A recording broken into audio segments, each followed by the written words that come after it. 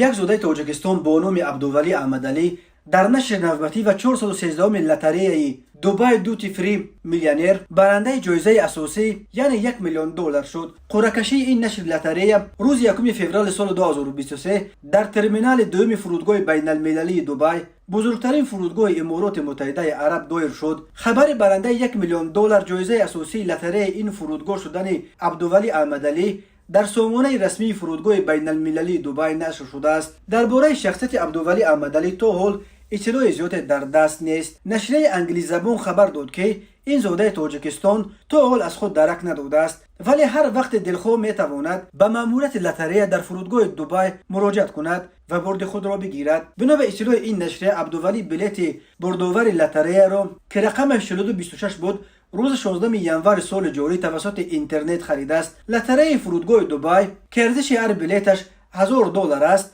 از سال 1999 به این طرف گذرانیده می شود. تا امروز نمایندگان 49 کشور در این لاتاری جایزه اساسی عبارت از $1,000,000 را بردند، ولی عبدولی احمدعلی نخستین تاجیک است که در لاتاری $1,000,000 می برد.